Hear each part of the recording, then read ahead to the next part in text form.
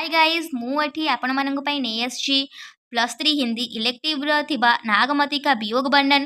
तो एठारे आपण मानक निज हाथ लेखा नोट प्रोवाइड करुँची। आपण ए नोट को सर्ट करेंगे बिकज मुझे आपको सर्ट करके आपण मानक लिखी। तो 15 मार्क जेहेतु ये लंग क्वेश्चन पड़े तो आपण मैंने एति निहाती लिखे। तो एठारे चलते देखा जहाँ भी लंग क्वेश्चन लिखते हिंदी में फास्ट संदर्भ लिखे। संदर्भ में कौन कवि परिचय जमी ओडिबारे सेमती आम हिंदी में संदर्भ थाए। देन आप प्रसंग लिखिए कि सही हिंदी लंग क्वेश्चन कौन आप बुझुं देन व्याख्या धारा करेंगे। तो संदर्भ में कौन अच्छी चलते देखा। तो जायसी हिंदी साहित्य के भक्ति काल के निर्गुण प्रेमाश्रयी धारा के कवि थे। जायसी का जन्म सन 1492 को रायबरेली राज्य के जायस नामक ग्राम में हुआ था। जायस में रहने के कारण उनका नाम मल्लिक मोहम्मद जायसी रखा गया, परंतु उनका नाम सिर्फ मोहम्मद था। वो मल्लिक वंश के थे। उनके पिता का नाम मल्लिक राजे अशरफ बताया जाता है। उनके गुरु का नाम शेख मुबारक शाह बोडले था और फिर उनका मृत्यु 1542 ईस्वी को अमेठी में हुआ। ये तुम थिला संदर्भ। तो एबे आपण मानक मु प्रसंग कहबी। तो प्रसंग आपण लिखिबे देन तापर आपण व्याख्या टिके करिवे। तो हिंदी तो आपण सुनते गले मन ही रहे। तो मु ए वीडियो शेष में आपण मानक समरी भली एटा को कहि देबी जद्वारा कि आपण माइंड रे रहि जिवो। देखिबा तार प्रसंग।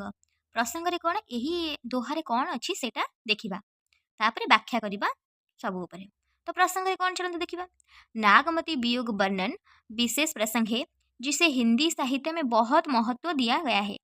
इसमें विवाहिता स्त्री का अपना पति को खोने का दर्द वर्णन किया गया है। इस दोहे में चित्तौड़ के राजा रत्नसेन और सिंहलदीप के रानी पद्मावती की प्रेम कथा के बारे में वर्णन किया गया है। तो चलते व्याख्या देखिबा। व्याख्या। इस दोहे में पद्मावती और रत्नसेन की प्रेम कथा वर्णन किया गया है। हीरामन शुक्ल से रानी पद्मावती की सुंदरता की प्रशंसा सुनकर रत्नसेन रानी नागमती को छोड़कर सिंहलदीप चला जाता है। उनके यादों में रानी व्याकुल और विरह संपन्न होते हैं, यानी कि व्याकुल हो उठते हैं।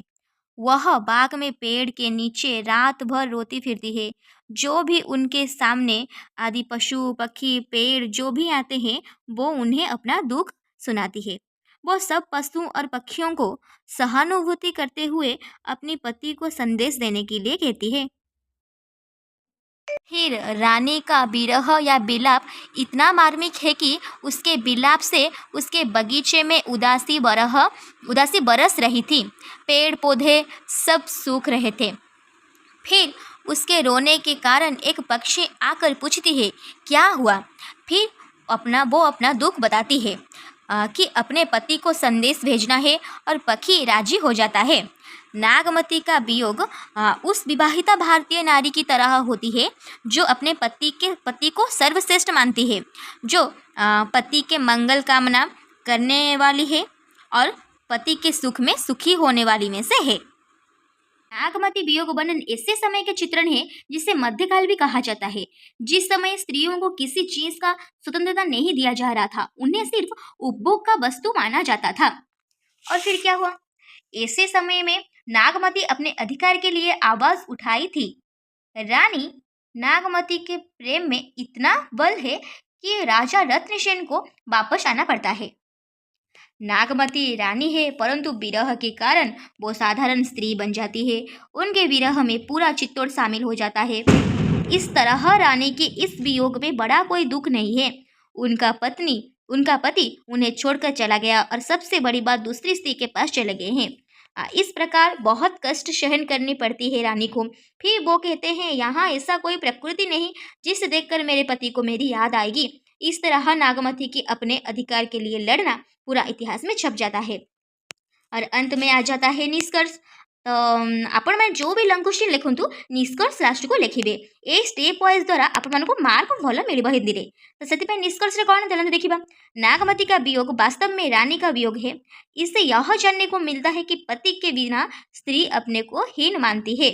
तो एठी मु एबे जाउची एठी तो आपण मानको नोटटा मु देई देली पूरा पूरी।